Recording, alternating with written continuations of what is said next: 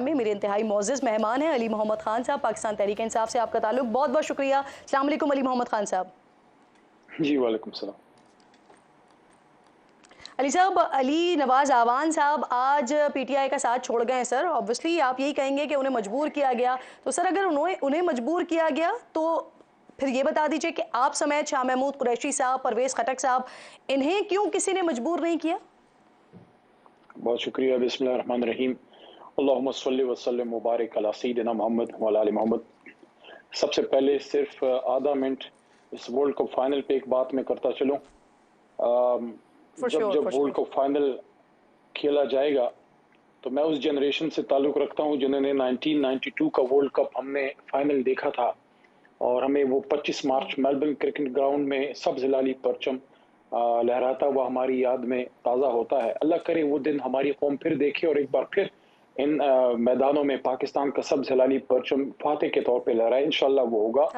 हमें अपनी टीम के साथ खड़ा रहना चाहिए और अपने हीरोज़ को सपोर्ट करना चाहिए, इस बात के साथ कि बेशक भारत के हारने का हमें खुशी होती है, लेकिन असल खुशी तब होगी जब भारत को हम हराएं। ये भी एक डिफीटिस्ट मेंटालिटी है कि खुद तो हम वर्ल्ड कप से बाहर हो गए और कोई और उनको हराए तो हम खुशी के शादियाने जो है बजाएं। मैं समझता हूँ स्पोर्ट्समैन स्पिरिट ये है कि हम अपने में वो दम पैदा करें कि हम भारत को भारत में जाके हरा सकें जिस तरह माजी में हुआ, और इंशाल्लाह ऐसा होगा। आपके सवाल की तरफ आता हूँ, चूंकि आज अहम दिन था इसलिए मैंने ये इब्तिदा में बात की। अली नवाज अवान मेरा भाई है, मेरा हमनाम भी है और मैं उसको उस टाइम से जानता हूं जब वो एमएनए नहीं थे और यहाँ काउंसलर थे। वर्कर आदमी है, नीचे से ऊपर आया है, मेहनती आदमी है और कुछ दिन कबल तक हमारे साथ हमारी मीटिंग्स में शरीक होते थे, फिर अचानक वो गायब हो गए और अब नमूदार हुए हैं ये आईपीपी में। तो अब कितना ये आज़ादी से उनका फैसला है ये तो सबके सामने आया है, क्योंकि उनका वीडियो पैगाम भी नशर हो रहा है। तो मैं समझता हूँ जब कभी आज़ादी होगी, जब कभी वो बात खुली कर सकेंगे तब इस पे कमेंट करेंगे। इस वक्त तो हम अफसोस ही कर सकते हैं कि पाकिस्तान की सियासत में सियासी कारकुनान का अगवा जारी है और अफसोस की बात ये भी है कि वो निकल के आईपीपी के वहाँ निकल रहे हैं। ये सवाल उठता है जहांगीर तरीन साहब और अलीम खान साहब पे कि ये कैसे हो रहा है कि मगवी लोग गायब होते हैं और आपकी तरफ निकल आते हैं। ये तो सियासत से ज्यादा अब एक कानूनी लेकिन सर सवाल मेरा मैंने यही पूछा था ना कि वो आपके साथ क्यों नहीं हुआ, या शाह महमूद कुरैशी साहब के साथ क्यों नहीं हुआ, या परवेज इलाही साहब के साथ क्यों नहीं हुआ? गिरफ्तार तो आप भी हुए थे सर। देखिए मेरे ख्याल में शायद हमारी बचत इसमें हो गई थी कि हम एक लीगल प्रोसेस के अंदर एंटर हो गए। अल्लाह के करम से आप जेल में चले जाते हैं, पॉलिटिकल प्रिजनर बन जाते हैं, फिर जाहिर है वो तकलीफ और सोबत से तो गुजरे। शाह जी की तो अभी तक तकलीफ गुजर रही है, वो तो अभी तक जेल में है। इनका कुछ दोस्तों का मसला कुछ और रहा, क्योंकि जब जेल में आप नहीं होते, आप एक लीगल प्रोसेस में आप एंटर नहीं हो पाते और आप गायब हो जाते हैं तो पता नहीं फिर आप कहाँ होते। तो ये जो आपने देखा होगा हमारे बहुत से खैबर पख्तूनख्वा से बहुत से लोग, पंजाब से कुछ हमारी लीडरशिप जो जेलों में गई हैं, अदालतों के कवर के नीचे जब अदालत हुक्म देती है आप निकल आते हैं। जैसे मेरा केस था, स्पेसिफिक अपनी बात करूंगा कि मेरे पे दहशतगर्दी का आर्मी एक्ट, सीक्रेट एक्ट वगैरह लगा। दहशतगर्दी की अदालत में अदम सबूत की बुनियाद पे 9 मई का मेरा केस खत्म हो गया। उसके बाद जब और कुछ नहीं मिला तो करप्शन केसेस में 50-60 दिन अंदर किया। बड़ी ईद भी उधर गुजर गई। बहरहाल हाई कोर्ट पेशावर के हुक्म से निकल आया। इन लोगों को बेचारों को ये कवर हासिल नहीं हो सका और इसी वजह से पीटीआई के साथ थे, कुछ दिनों पहले उन्होंने ओहदा छोड़ा इसी वजह से जो है, और किरण साहबा इसी वजह से हमारे मेंबर्स इंक्लूडिंग अली नवाज अवान साहब की भी कोशिश ये थी कि वो अपने आप को अदालत के सुपुर्द करें और अपना एक लीगल बैटल करें, लेकिन बदकिस्मती से वो मौका उनको नहीं मिल सका। नहीं सर, ऐसा नहीं है ना, ऐसा नहीं है ना कि जो गायब हो रहा है सिर्फ वही पार्टी छोड़ रहा है। असद उमर साहब इन्होंने पहले ओहदा छोड़ा, फिर कुछ अर्से के बाद पार्टी भी छोड़ दी सर। तो कमजोरी सिर्फ ये तो नहीं है ना कि गिरफ्तार हो रहे हैं और उसके बाद पार्टी छोड़ रहे हैं। कमजोरी अंदर ही पार्टी में कहीं ना कहीं है ना सर, पॉलिसी का इशू है ना सर।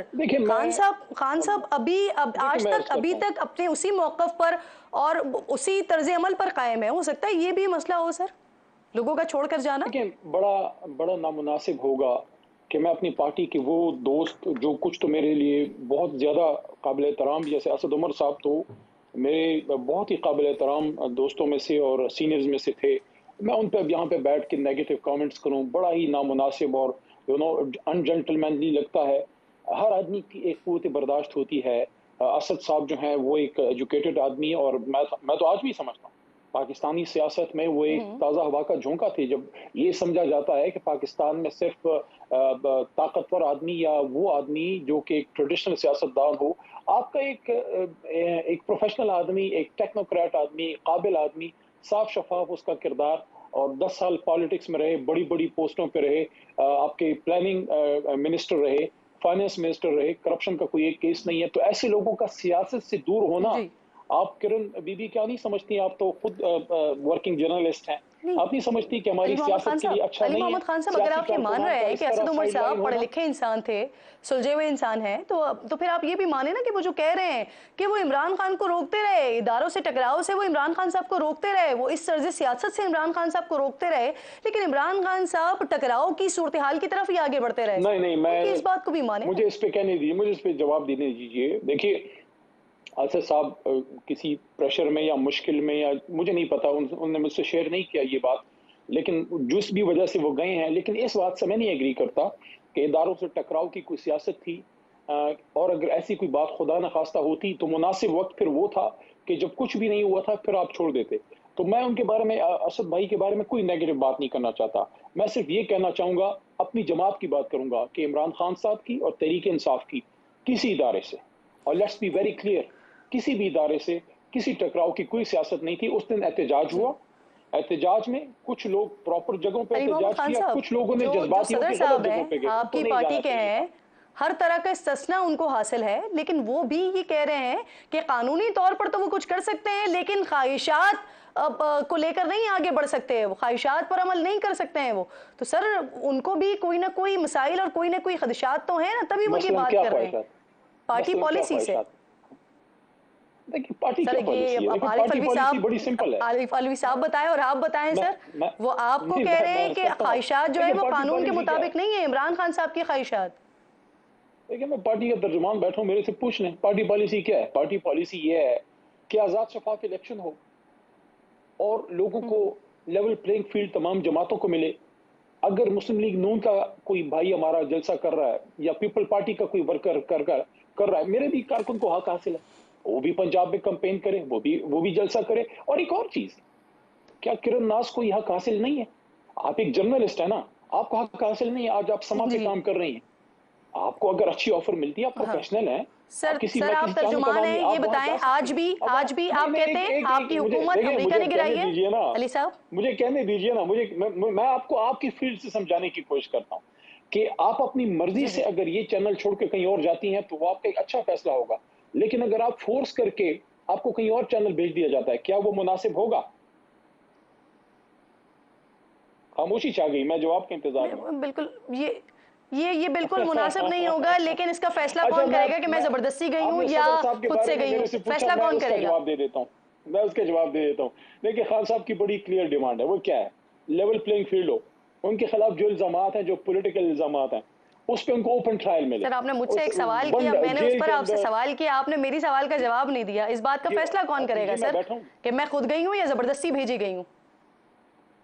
देखिए, ये फैसला आवाम करेगी, ये फैसला वक्त करेगा, और ये फैसला आपको कॉमन सेंस करेगा कि एक शख्स है, वो एक जमात के साथ है, वो खुशी से उसके साथ है, अचानक वो गायब हो जाता है, फिर कहीं और से नमूदार हो जाता है। Do you think it's natural? जी।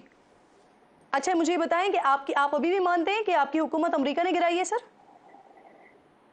देखें, सुपर पावर की तरफ से क्लियर डायरेक्शन कि इस शख्स को अगर हटा दिया जाए, इमरान खान साहब, कि अगर उनको हटा दिया जाए तो मामला ठीक हो जाएंगे, अदरवाइज फिर मामला सख्त हो जाएंगे।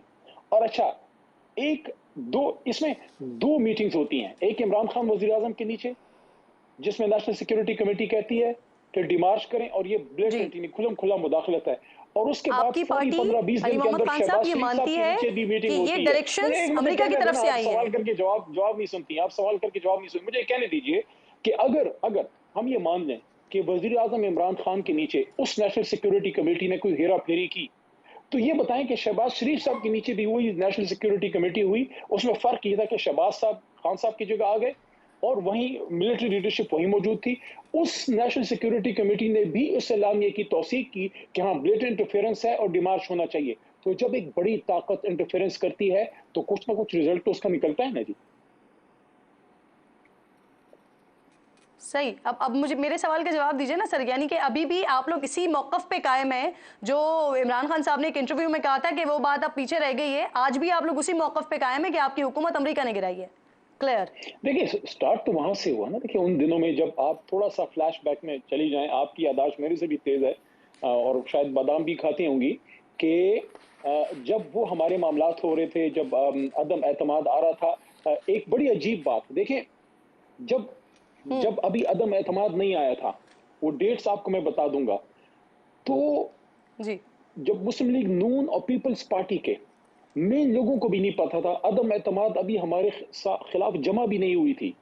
और वहाँ डेविड लू साहब जो हैं, वो असद मजीद साहब को कह रहे हैं कि जनाब अदम एतमाद अगर कामयाब ना हुई तो ये होगा और अगर होगी तो वो होगा। जी। जब पाकिस्तान में अभी अपोजिशन ने अदम एतमाद जमा भी नहीं की थी, वहाँ कैसे हुँ, उनको पता लग गया था? हुँ। तो कुछ तो था अच्छा, तो जिसकी अलीमा पर्दादारी खान थी। साहिबा कह रही हैं, जो इमरान खान साहब की बहन मिलके आई, मुलाकात करके आई, कह रही हैं पाकिस्तान में इंसाफ नहीं मिलेगा तो वो अमेरिका जाएँगी डोनाल्ड लू के खिलाफ।